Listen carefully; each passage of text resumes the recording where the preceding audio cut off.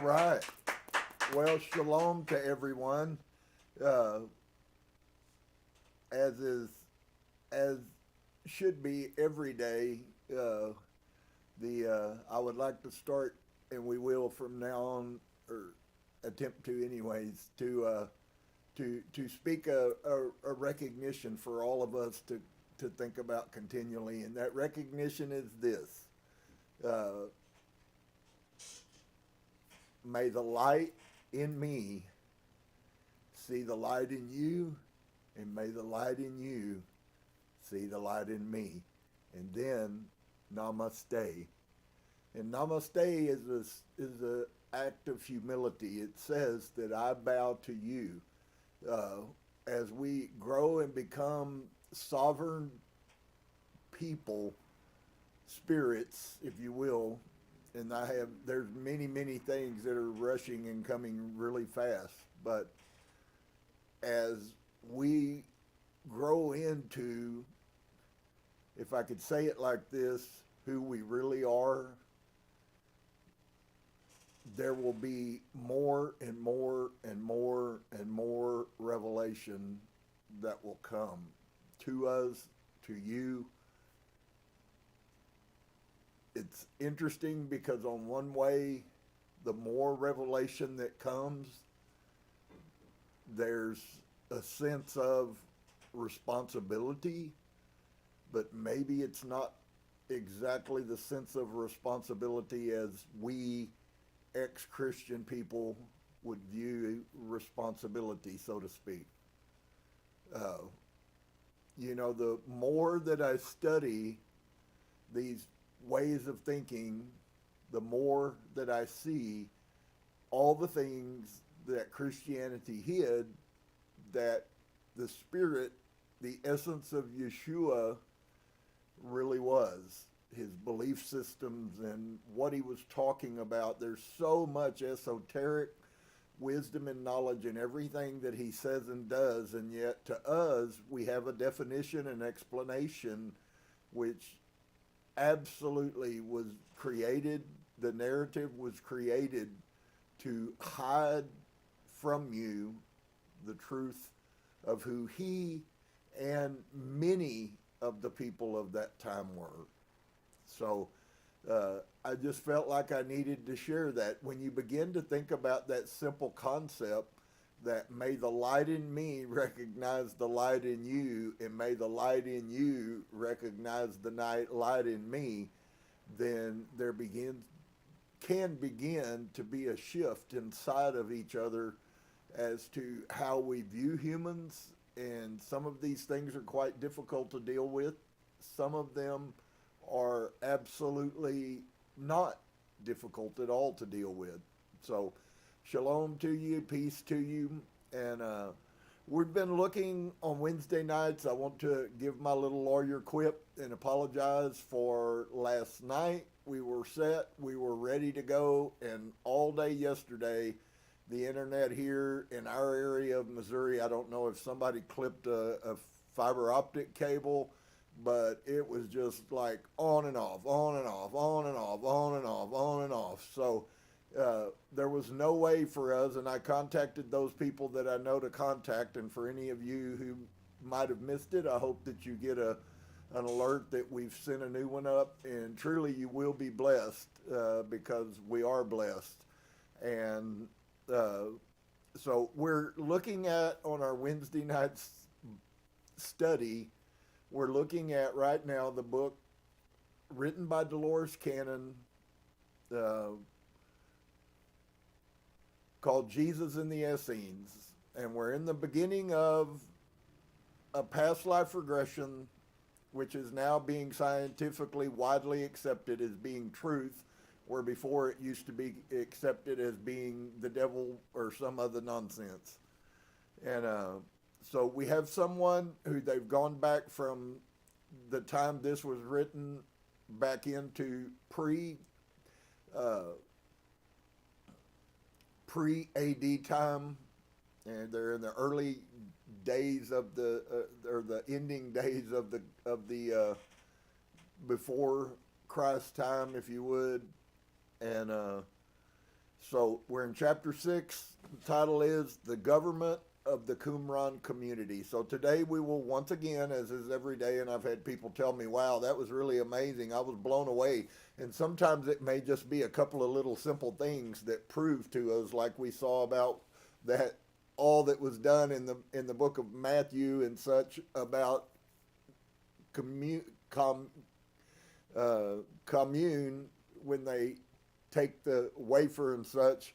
All of that so predated Christianity, it wasn't funny. And what he was actually saying wasn't at all. He actually was telling us that we're all one, not all of you drink this and be me, in the purest sense of those words. So, chapter 6, the government of Qumran. According to archaeologists, the community was governed by the rules and regulations set up by a group of priests. Based on their translations of the Dead Sea Scrolls, they think the Essenes had some very strict and seemingly cruel regulations. This was contrary to what I found. I did not think this sounded like the gentle and just Essenes I had come to know. And Saudi's information proved that I was right in believing this way. Of course, many times the difficulty lies in the method and manner of translation. According to Saudi, there was a council of elders that set the rules to govern the community, did the judging, and ruled on all penalties, etc. It was said that at one time there was someone like a chief in charge of the council, but no longer, since it was decided that it gave one person too much power. The elders were chosen by those in their field, in their area and field of study. The qualifications depended on how long they had studied in the particular area and how much knowledge they had gained. Some principles that we should think, because they are very active in our lives still. The number of elders on the council varied from time to time, but it was generally about 9 or 10, depending on which area of study had an elder. And I wondered if everyone in the community had a vote as we do in our democratic countries. He said it was discussed amongst the families, but only the masters and the students in the particular field of study had anything to say about it. It appeared that the choice of the elders rested with the intellectual part of the community. The ones who were studying in the various fields, the ordinary worker would have no say, but a woman would have a say if she was a student. And so one thing I'd like to say to that very much, I don't think it's that way anymore in Israel. So even the Israelis don't believe the Christian teachings. But at one time, that was the way that Israel thought. And so it's been clear for a couple of weeks now that these people are definitely not doing what the Orthodox Jews, if you would, are doing. And so the ordinary worker would have no say, but a woman would have a say if she was a student. So if you had a reason and a place and a purpose, it didn't matter whether you were, it was a duality. It didn't matter whether you were male or female. It mattered on the integrity and your knowledge and your wisdom and your intelligence and all of those things, which brings immediately to my mind a picture of what Martin Luther said when he said one day he believed that there would be a time when people would be judged based on their character and not by the color of their skin or the gender that they were. And he didn't say that, that was added by me, but the concept is the same nonetheless. And so when someone was chosen for the council, it was a lifetime job, and there had to be a majority in agreement on any decision that was made. I wondered if there would ever be a case when they would want to remove somebody from the council, and he said it had been done, but not within recent memory. Saudi had mentioned penalties, and I was surprised that such compassionate people had to resort to punishments, and I wondered what they could be. There are a few minor ones. If an infraction is major, the person is put out of the community, but this is rarely used. It is only used in the case of violence where another receives bodily harm. Any type of violence such as this, violence is against what we believe. This is the only great punishment that there is, to be made to leave the community. And this would be for some very, very great wrong. Last time was when one of the students killed one of the others. So violence was possible even in such an ideal environment. And I asked if he knew what had happened in that incident, and he said, no, we were not told the story. It was not ours to judge. It is his cross to bear, not mine. I would not think that your people would ever get that angry. He was just a student. He was not one of us. He meant that the offender had not been born in Qumran. He would have been one who wore a red band. What kind of punishment would be typical for a smaller offense? There is punishment from one of our masters, yes, but this is between the two of them, the person who has done the wrong and the master he serves. As stated, the master would deal on a one-to-one basis and do what he saw fit. Sometimes fasts were required. Penance by studying certain things or the taking away of privileges. The archaeologist translators believed the Essenes were a religious order and the priests were the leaders above everyone, the final voice of authority.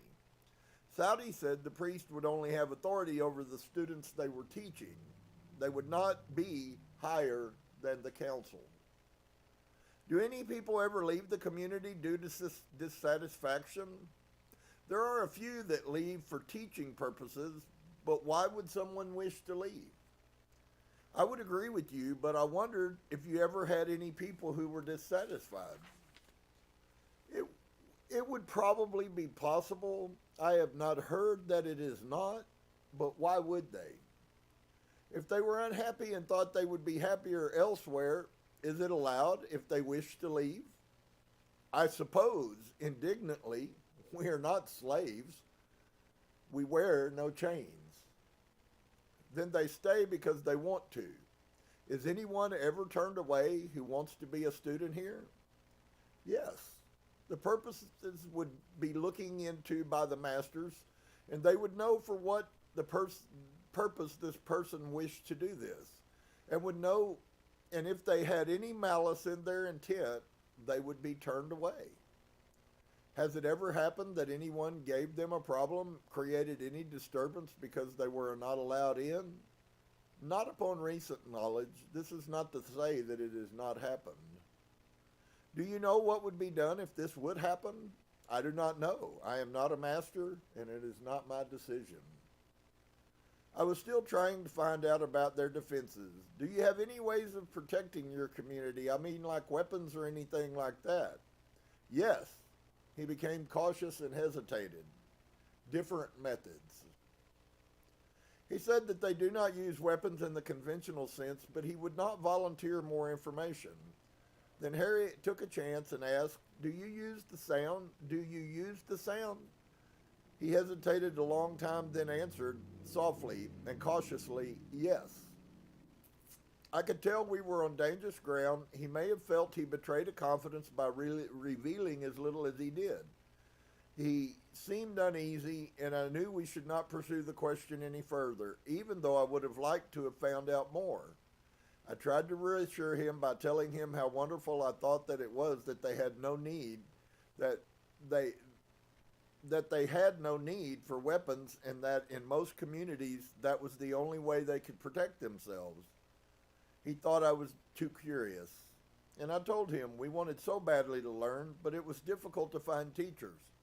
Of course, he said, there are many teachers there. Our problem is our inability to question these.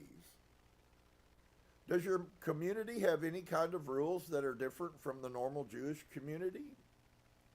How can I say when I'm not that greatly familiar with the outside and their laws? I knew from the Old Testament that the Jews believed in animal sacrifices, but when I asked about this practice, he spoke emphatically against it. I do not sacrifice blood. Okay. Wow. If, as I believe, when we find out, we can immediately see how the concept is a metaphor that they use for drinking the wine.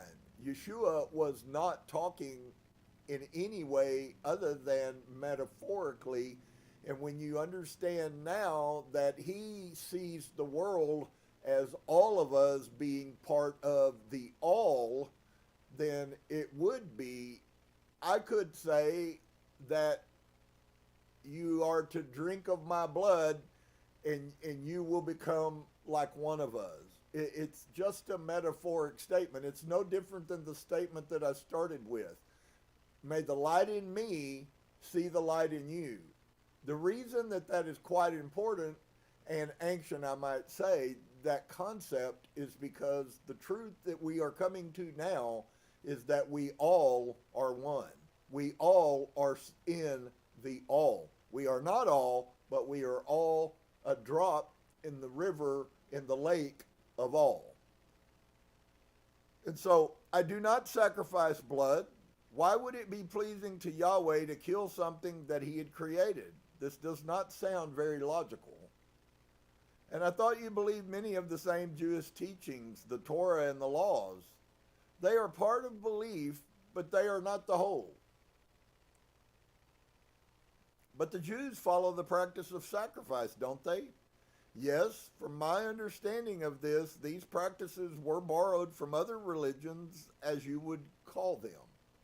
So when I tell you guys, for anybody who comes along who has not heard this or who has and hasn't understood, here's a sad fact that has come to very clear light, okay? And that sad fact is this. All that is Jewish that they have not created as traditions and rules and instructions which are man-made, all that is Jewish simply came from other belief systems.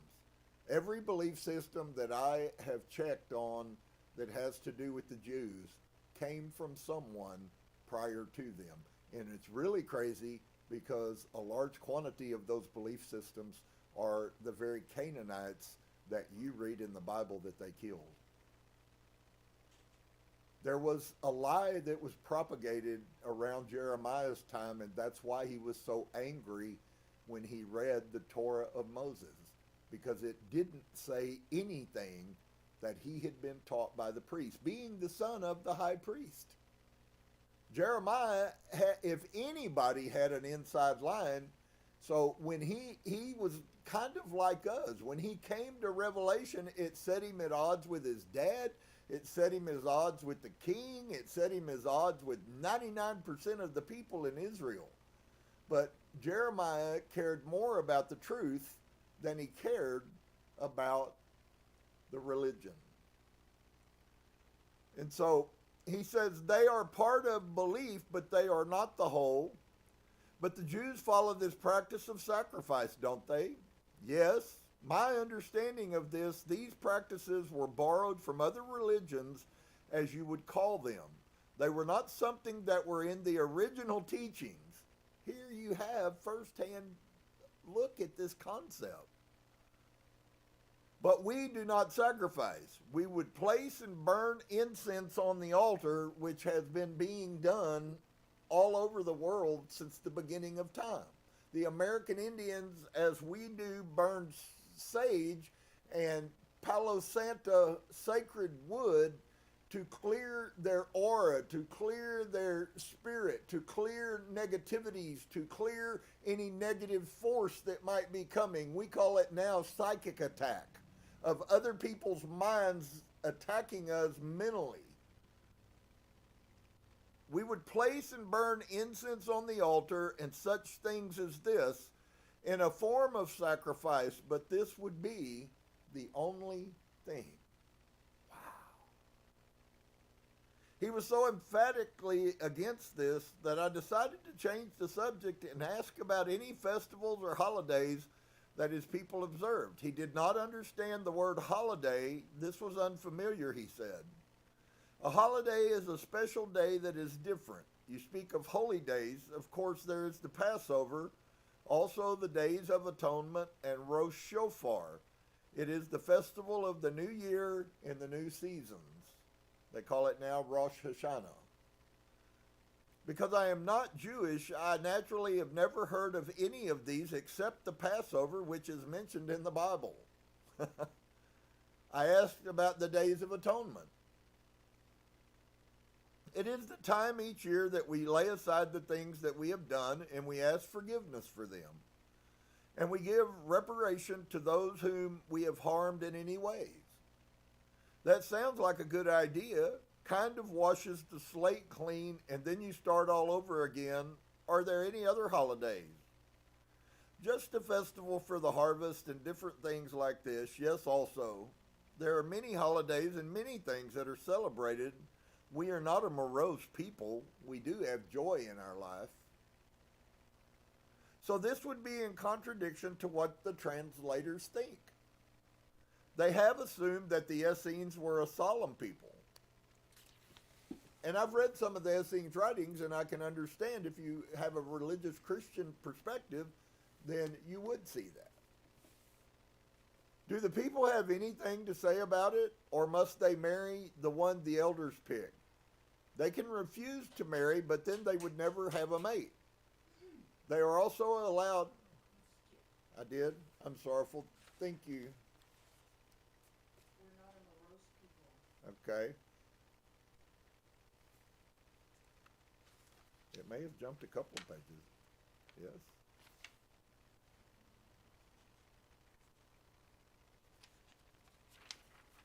Okay, we are not a morose people about the custom of washing others' feet, and ask if he had ever heard of this. No?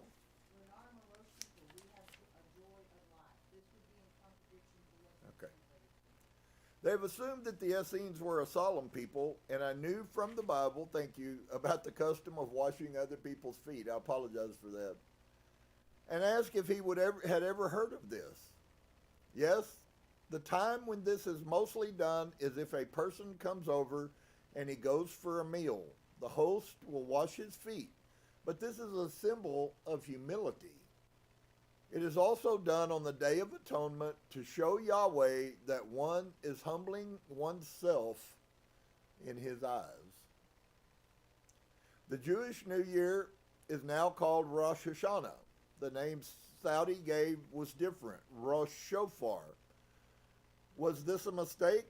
I found that Rosh means the beginning, and I was very surprised when my research disclosed that a special feature in the observance of Rosh Hashanah is the blowing of the shofar or the ram's horn. In the synagogue is a summons to judgment or repentance. Could it be possible that it was called Rosh Shofar in those early days because of this custom? I found the Day of Atonement is now known as Yom Kippur, the holiest day of the year for the Jewish religion, and its culmination of the 10 penitential days that begin with Rosh Hashanah or New Year's Day. It is described as a day of judgment, an opportunity to seek forgiveness for sins committed against God. In the case of sins committed against one's fellow man, this is the time for asking their forgiveness also. The end of this day is also marked by the blowing of the shofar. Apparently, Saudi was calling the whole 10-day period the Days of Atonement. I wanted to find out more about the customs in the land of Israel, and I asked about sanitation. Saudi, I know that those who are clean are definitely less likely to catch illnesses. This has been known for a long time amongst the learned. This is why when the pestilence strikes, it always strikes the lowest of a town first. And then if it is a grave pestilence, it will continue on up into the highest. But this has a great deal to do with cleanliness. There are different tubs that are used for different types of washing. The man would not use the same one that his wife would wash in, for it would be considered unclean.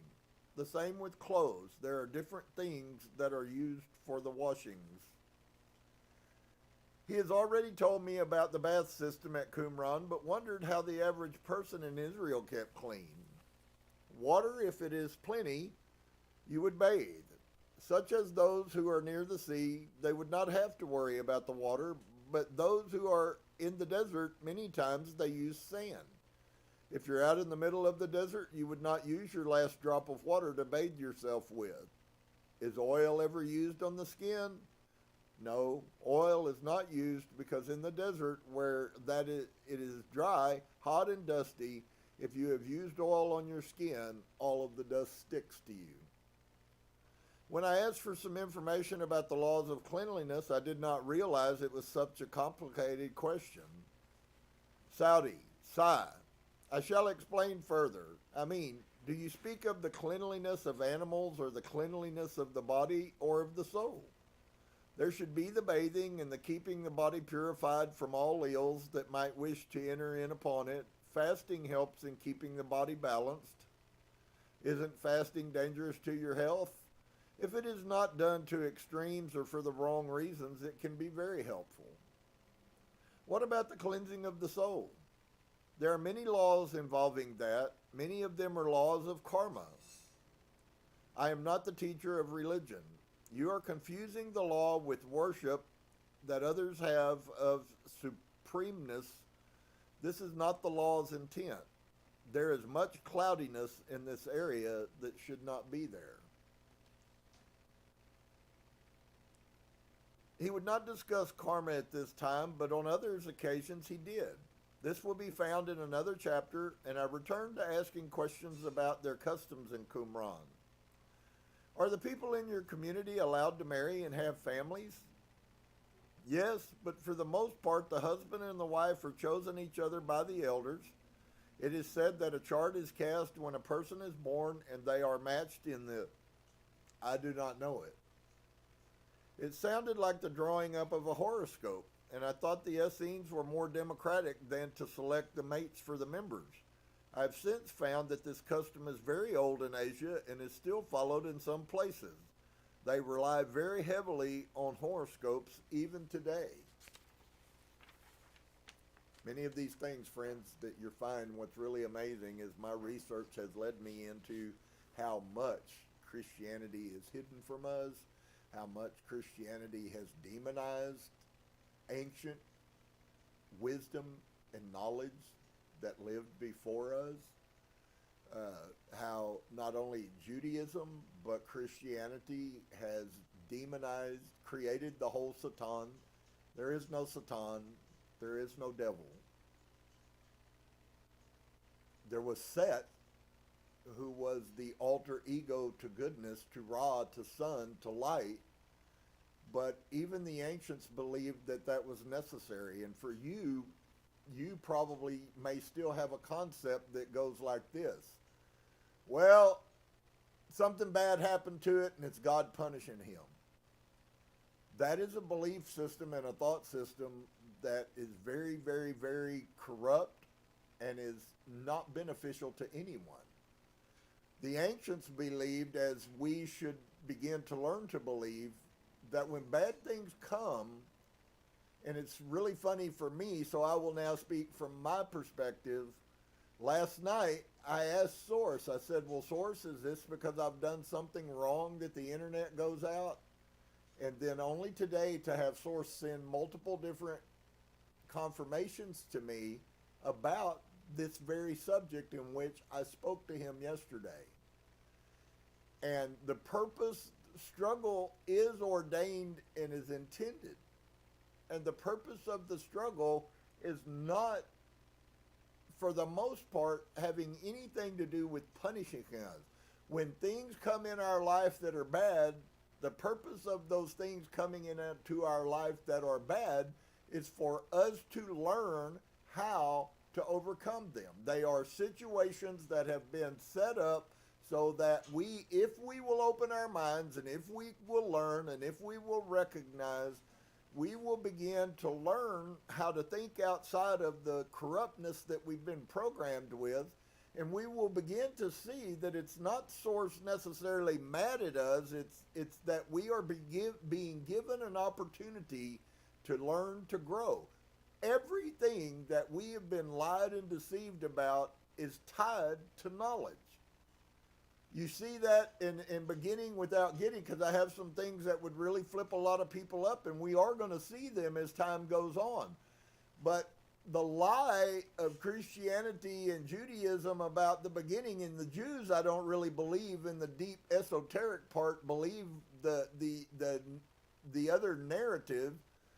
But the whole concept is that there was never an original sin. Actually, what Eve offered to Adam was the concept of knowledge. And that's there, but it's very corrupted with the interpretation that has been shown to us. So the truth of the matter is Eve never sinned. The other truth of the matter is that Adam never sinned.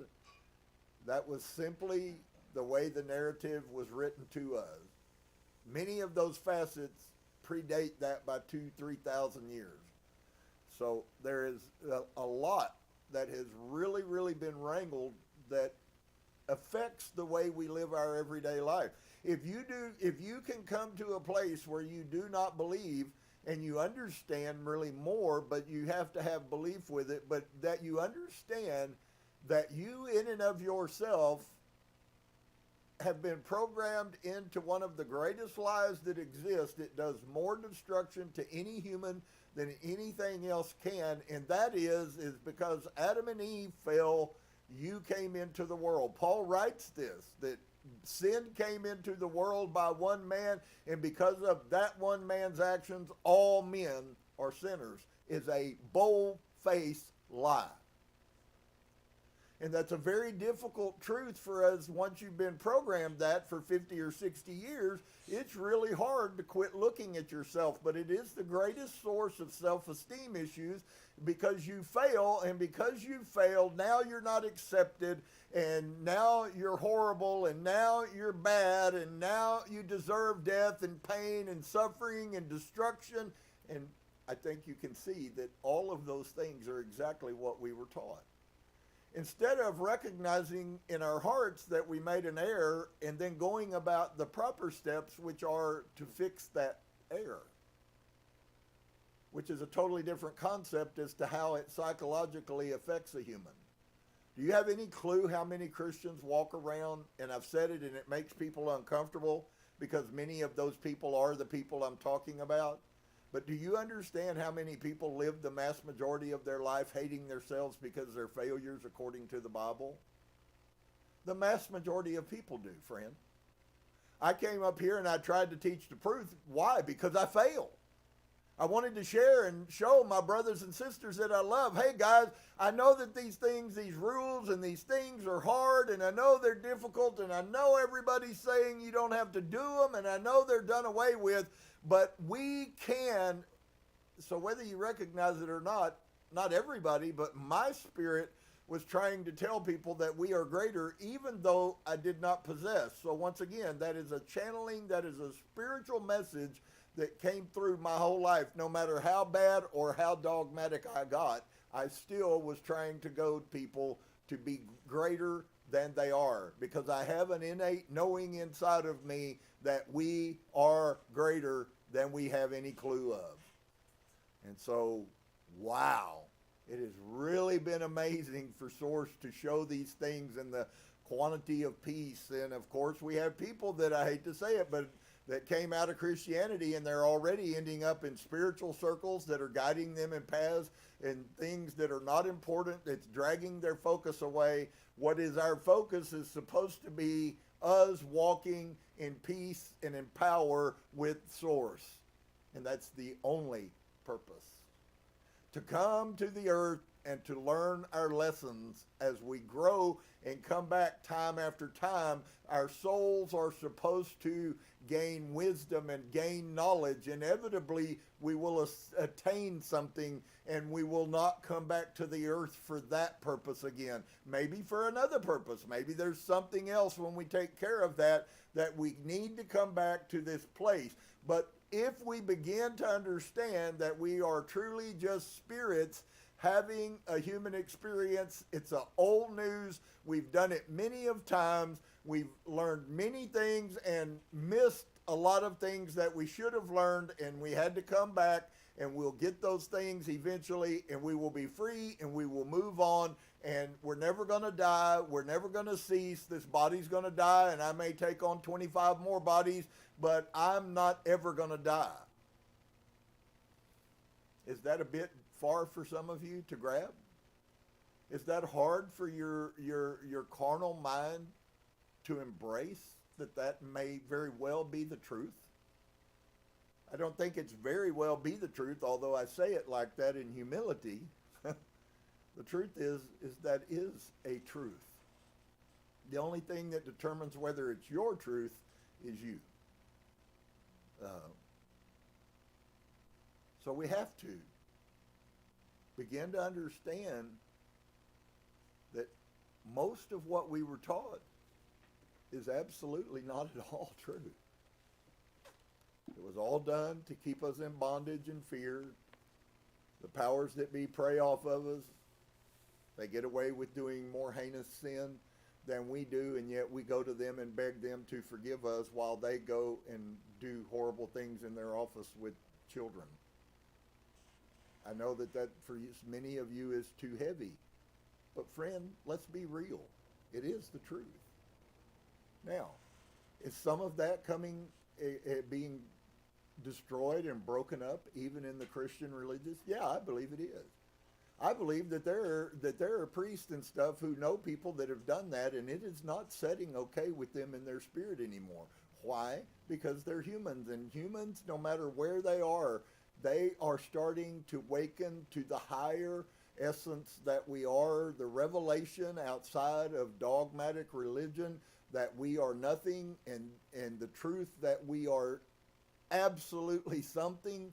It's happening worldwide. It will encroach into government. It will encroach into religion.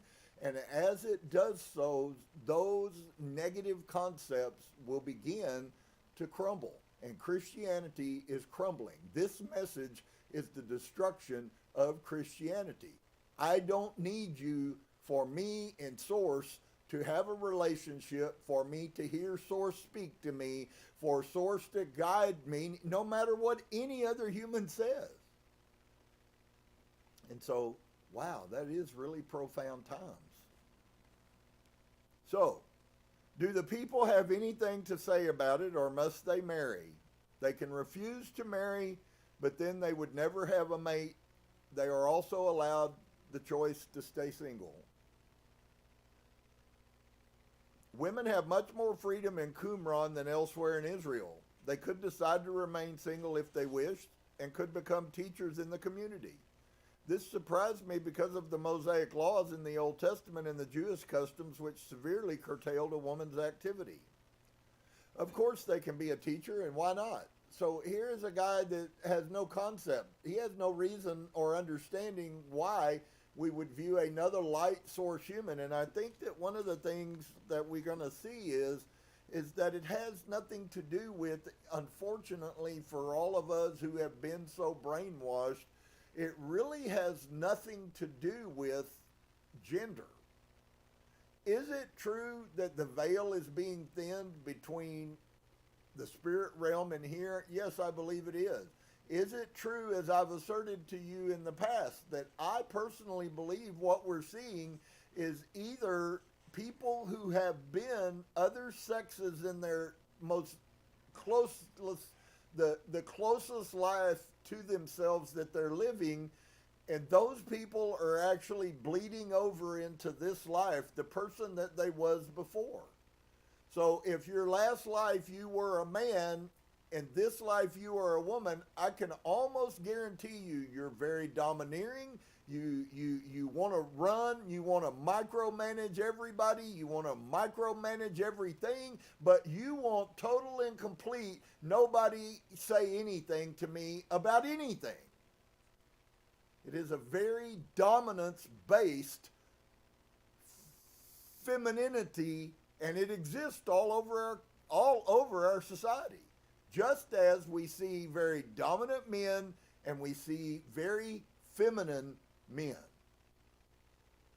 And so I asked the question once before, what is going on that could flip our society from one thing so quickly? And I'm recognizing every day that it is the thinning of the veil between the spirit dimension and this dimension, and eventually we will all come to knowledge that it is no longer important on so many levels, it's not even funny. What we should be doing is looking at each other, seeing past the human flesh, and recognizing that you, just like me, are light. And as we begin and continue to grow, we will begin to see changes come in people. It will no longer matter. Racism is a trick that's being used by politics right now, but racism in the spirit realm has no validity whatsoever, because you're equating life to a physical human body. You're not looking inside of that physical human body and seeing that there is a light, a soul, just like yourself, that is part of yourself. And some of these things may be too complex for some of you to grasp, because there's so much that's being exposed right now. But I do have to tell you, friend, inevitably, none of it is going to matter. Race is not going to matter. Gender's not going to matter. It's not going to make any difference. What it will have to come down to, this is the war that we're raging towards. It's between those who are light and know their light and live in the light, and those who do not. And that will be the only division that happens. Now, as time goes along, maybe a person who doesn't see it in this time, maybe 5 lifetimes from now, the light will turn on for them, and they will be an older soul, and they will be able to see every word that I've said today. Because I'm going to be honest with you, the mass majority of humans have no clue about what I just shared with you in less than 10 minutes.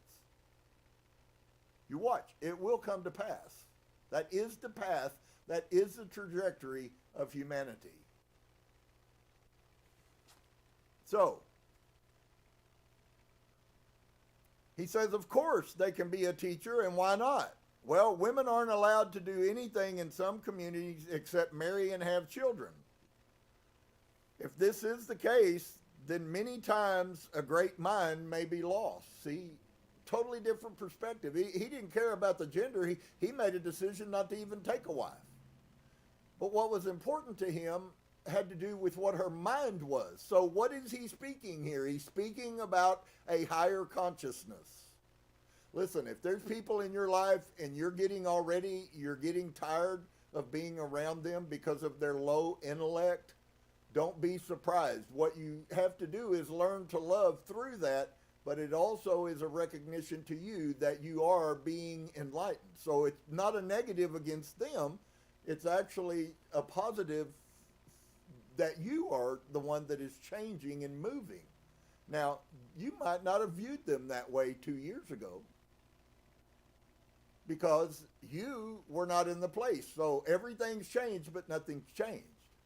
They're the same person they were for the most part, and you have changed, and your perspective has now changed, and all of a sudden things look differently. Happens constantly.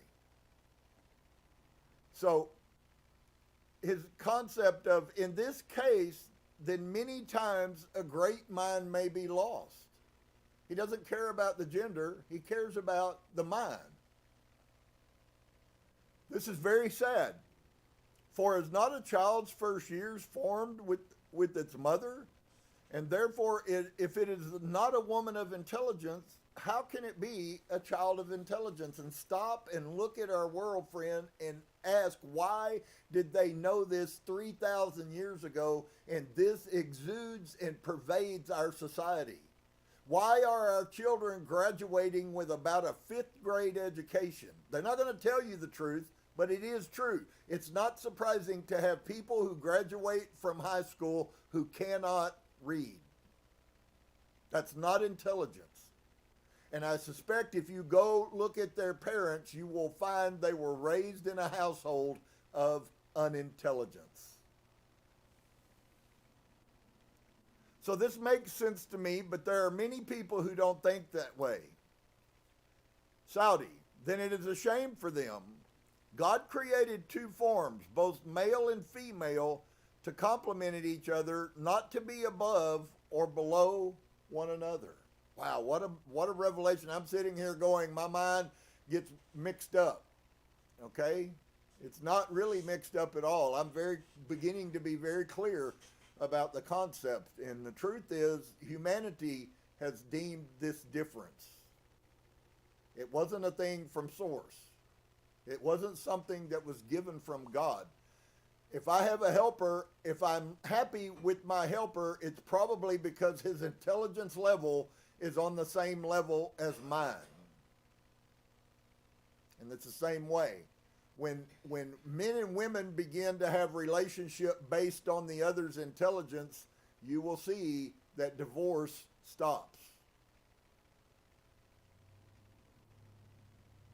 Are there any kind of regulations where someone like priests or religious leaders would not be allowed to marry?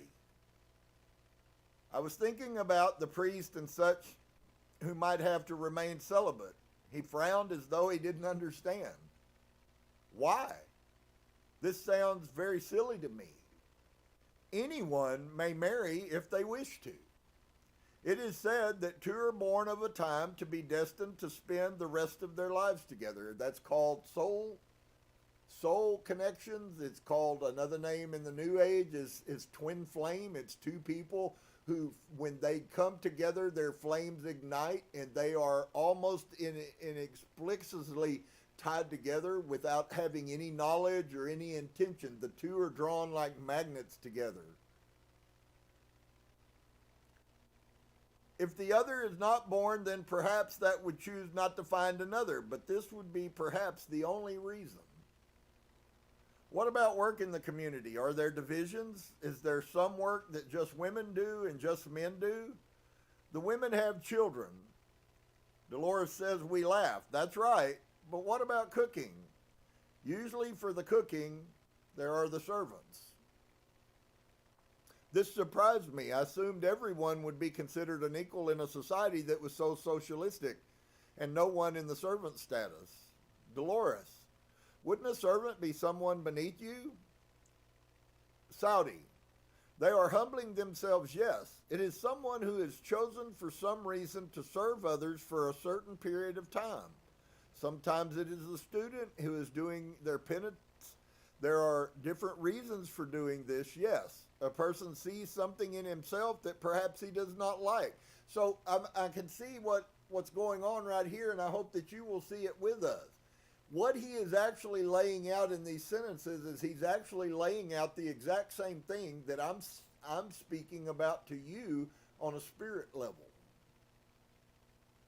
We choose to come back here not because we're lesser. We choose to come back here because there's something that we lack, and we recognize it, and we desire to possess it.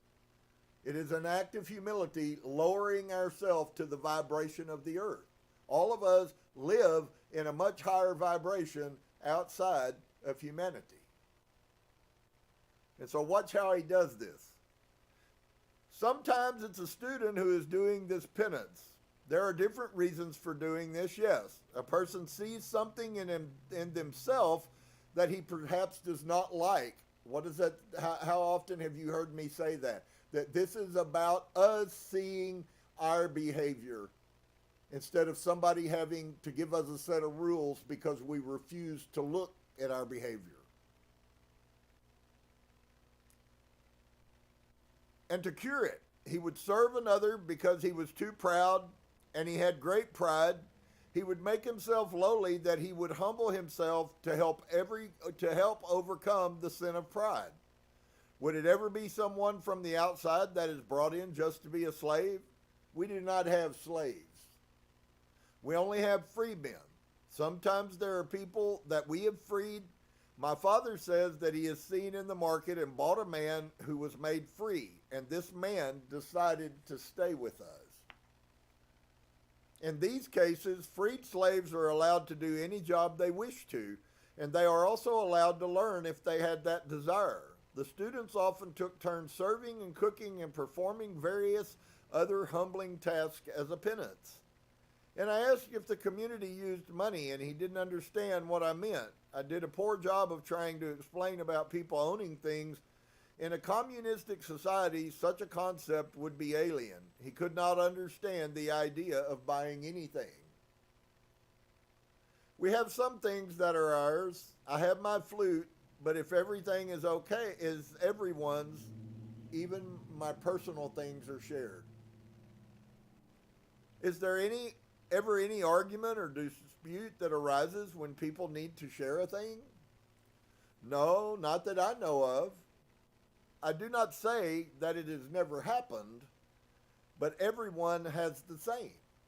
Except you can own certain things by working at different things. Everyone is judged according to merit.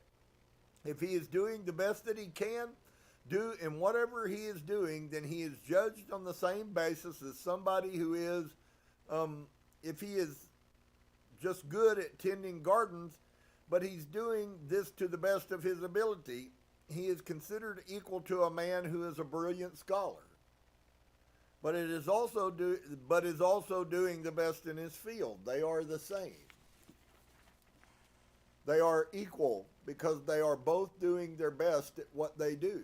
In this, you are judged on merit. If you are not working as well, perhaps you do not have as much. It sounded like a good system, but what could you give someone if they earned it if the community used no money? Well, it depends on, like for something who is being gardener, maybe new area to have space. If you were the scholar, you would maybe earn more papri. It would depend upon yourself. No one goes without. If there is need, it is there. The things that are worth it are the things that are earned. The things that are needed are given. This made sense. Money would have no value because there would be nothing to buy. He had mentioned the sin of pride, although I consider a sin doing something wrong to another person, and that's certainly my definition as well, mostly ourselves. To treat another as they would not wish to be treated, to speak down upon them, would be a sin. For it is not your right to judge. You are not placed here to judge another, but only to judge yourself. Some people think that the breaking of any of the commandments would be sins. It would be great wrong. Do you have any way of atoning for any of these wrongs, these sins? One must ask for the others, the person that this would be done against. One must ask for this forgiveness for having done a wrong against them, and after that it has been granted, one would have to ask oneself to forgive oneself. Wow. And this would be the hardest part to accept. Also, if it was perhaps to steal something, you would have to replace it. How would you do that if you have no money? No, we have none, but we have things that are personally ours that we would give up in exchange for something as this. This would be a great deal more meaningful if you had to give the injured party something you really cared about. Apparently, such wrongdoing was rare and far between, but it is a beautiful system. So Saudi, why would someone wish to incur such great debt to do something to someone who had not harmed them? Well, I think if you go outside the walls, you'll find there are many people out there who do those things. Saudi interrupted. Then I do not think I want to go.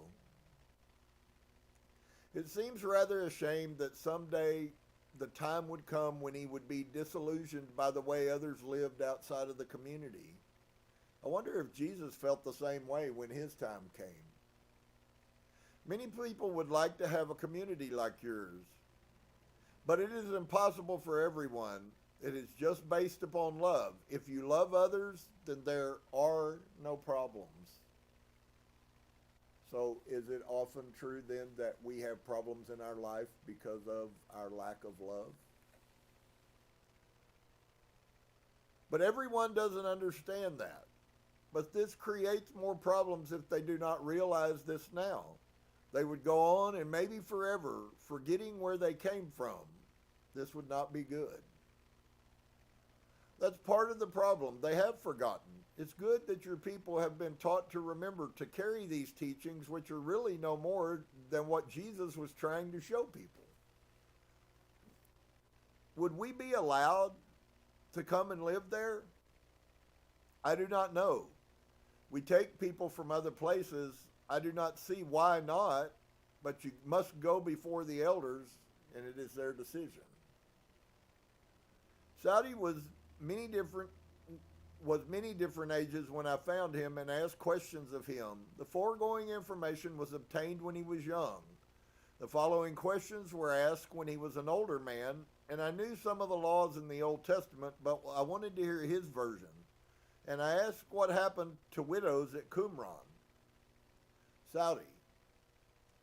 They are taken care of.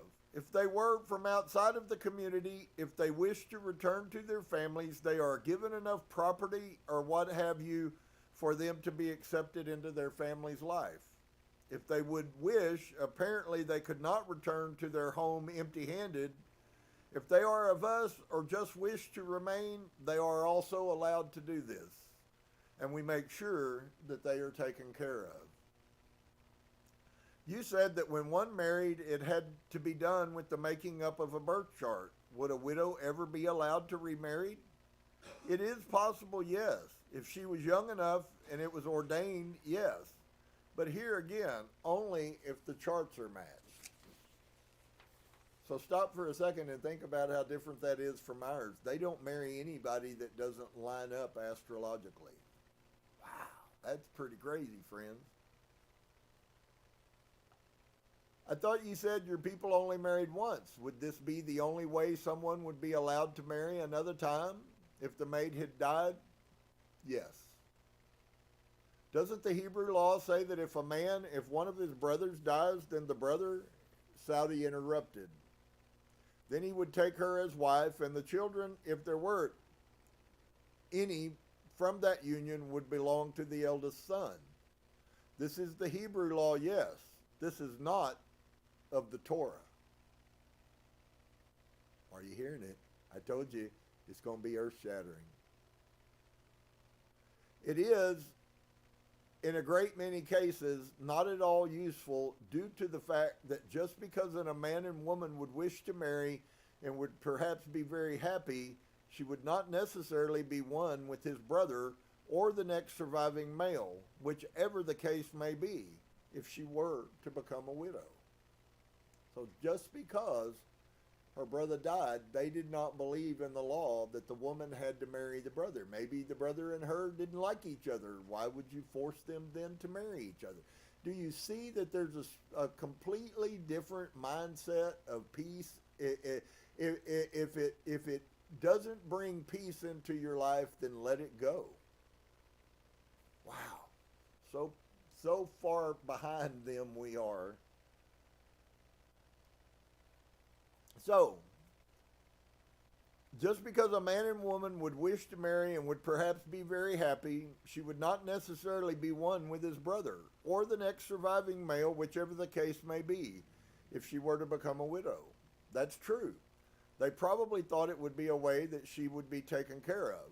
But there are greater ways of taking care of them that are much better.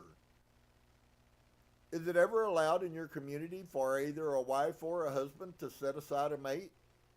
Do you understand what I mean? I don't think he would understand the word divorce. His answer surprised me.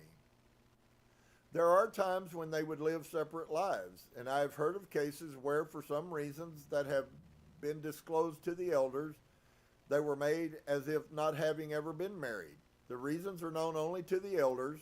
It is not a usual occurrence. It sounded like the equivalent of divorce or annulment. According to the Bible, it could be done, but under certain circumstances, it might be considered adultery. At Qumran, they would be allowed to marry again. The marriage is made as if it was not. This is why that the reasons are only known to the elders to do this. It is not something that is commonly used. Therefore, you cannot become, because you have problems, decide that you may make the marriage no more. It is very, very unusual. This sounded very considerate. If only the elders knew the reasons for the divorce or annulment, there would not be the gossip and the public chastisement that sometimes accompanies this. Also, if the elders were the only ones who knew what grounds would be acceptable, the couple would not be able to invent reasons to get out of an undesirable situation. This was much more private, strictly between the couple involved and the elders. I was confused, however, because it seemed to be against the Bible laws of acceptable behavior. Saudi. In Hebrew law, this is forbidden, yes. The man is allowed to set aside his wife, but if he remarries according to the Hebrew law, he is an adulterer. I thought if your people married, they married for life. No, There are cases of mistakes where the person or soul decided to change their mind, that another lesson had to be learned instead. Once again, back to the metaphysical teaching he just said to you is that they came in and they came in to learn a lesson. It's right there in front of us, friends. Then they are very lenient in this way. It can, interrupted emphatically, they are not lenient, but it can be done, but it is not easily obtained. But if they can still only remarry if the charts agree, that means there must be more than one possible mate. Is that correct? Not always. But if there was a good reason for the marriage to be made no more, there is good reason to believe that there would be another mate. I thought that they never made a mistake when they drew up the charts. No, one mortal is infallible. We are not gods. This showed that the Essenes were more human than their neighbors if they could forgive mistakes and not make people remain together for life and brand them as adulterers. It is said that in the early days of the world, the man and the woman were not married in the sense that we would know this, and that a woman had many mates and also a man. In order to make as many different possibilities of mates for the children of the children, many mixtures were tried, and a woman would have many children by many different men. I suddenly thought of the many legends of a half man, half animal. He had said different mixtures, and I wondered if he meant they also bred with the animals in that long ago beginning world. This idea angered him. This would be wrong, so apparently it hit a wrong chord. I at least found one thing that would be frowned upon.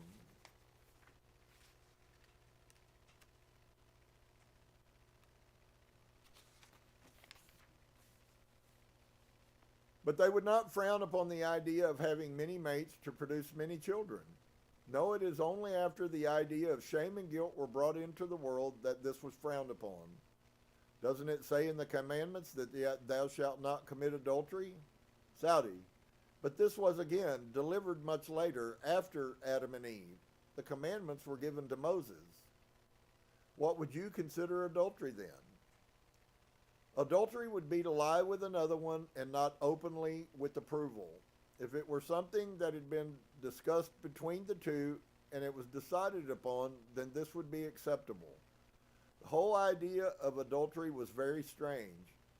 For did not Abraham had 2 wives? Therefore, if it was not accepted by Sarah that he had another wife, would he not also be an adulterer? But in what cases would it be wrong? To hide this, to seek to make a fool out of the other party, adultery is, in the case where everyone knows but the one who is being hurt the most. If it is discussed and openly agreed upon, this cannot be adultery. This is just a different type of sharing. It has been misrepresented for many, many years. This is something I think a lot of people don't agree upon. This seemed to be a radical departure from the concept the Bible presents of adultery. Apparently, if all parties agreed and there was an openness about it, it was not considered adultery. It was only so branded if someone was hurt or if there was an intention to hurt. Dolores. This is something I think a lot of people don't agree upon. Saudi. This is something that many people will never agree upon. Dolores. I laughed. I agree.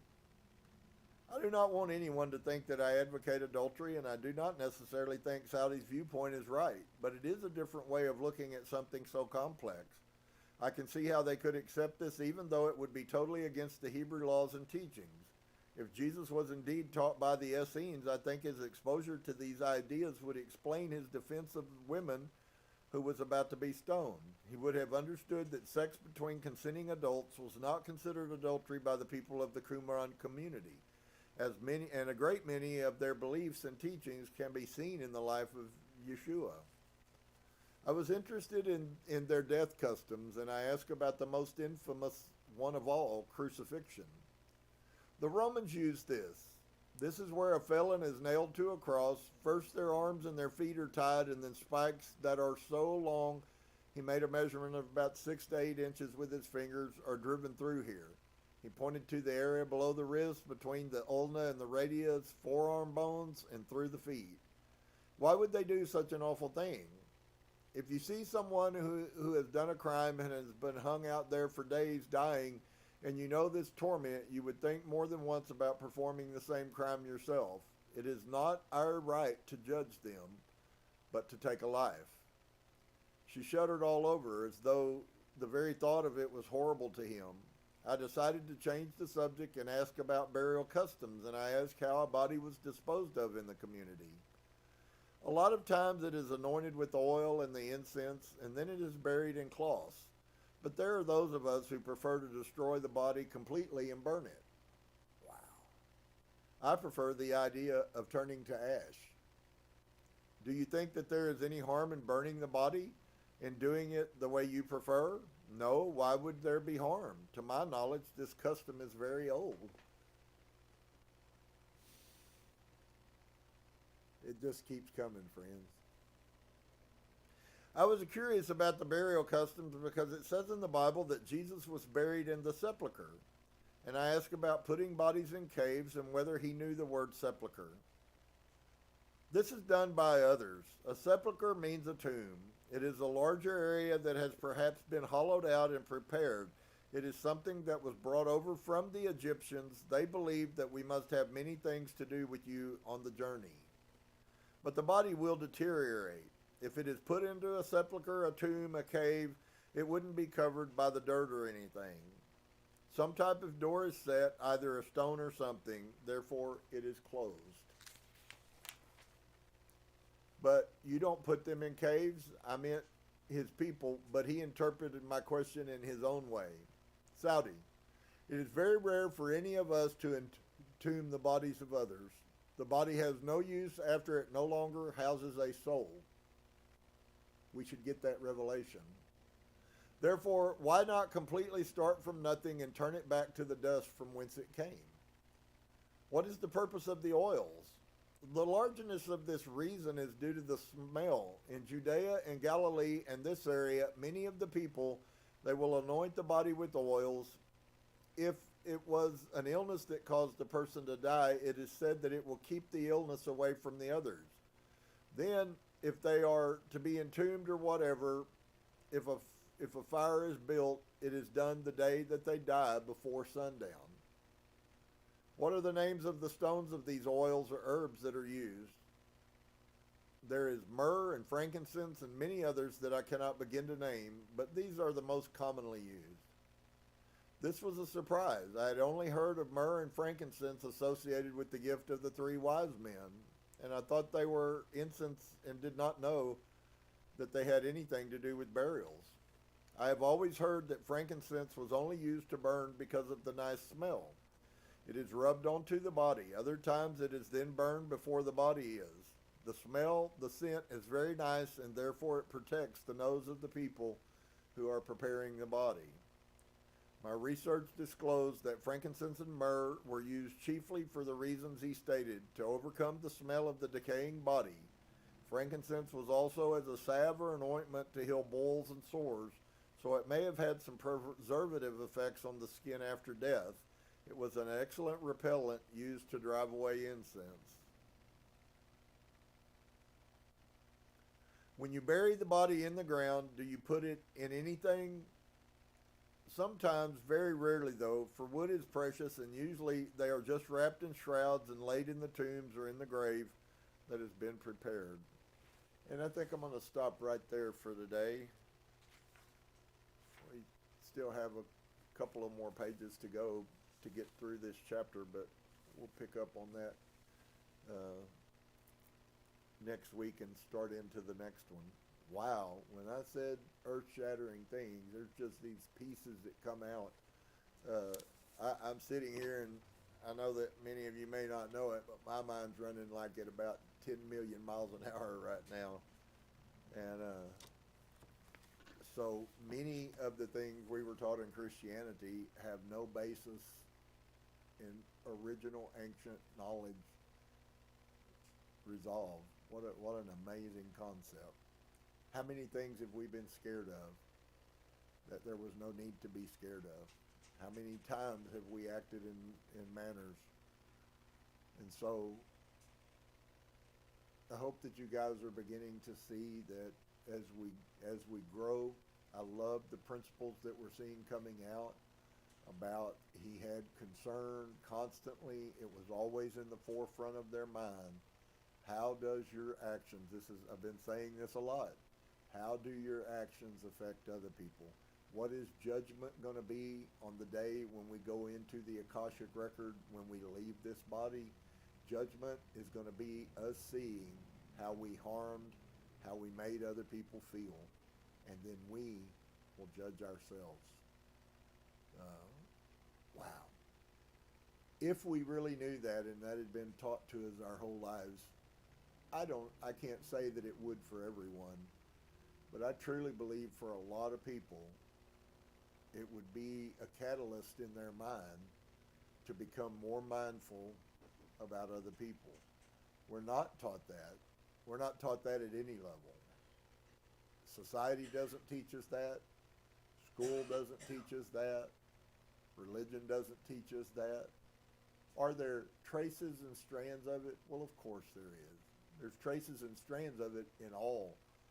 But what is the end outworking is the question that we might ask ourselves. Most of the time we hear what people say, but we watch a lot more at what they do. And so when we listen to people say that we should be kind and love each other, and then they go rob, cheat, and steal and start wars all over the world, then it's kind of hard to believe that love is really all that important. And so as we begin to grow into the higher mind and the higher self, you will begin, and probably already have begun, to find love inside of you, to begin to change some of the principles and the precepts that you've had in the past. Many of you have told me that you have a peace inside of yourself, and I believe that if we would stick with that old axiom that says, let the peace of God rule you, I think that we all would live a much better life. So I hope you will listen to this and that we will see. It's quite enlightening to me how we have three different source subjects here from totally different time periods of history, and how much they are alike, and how they all, if you look behind the surface, you begin to see that truly everything really is about loving others, and about loving ourselves, and about loving Source. Shalom to each and every one of you. May the light in me see the light in you, and may the light in you see the light in me.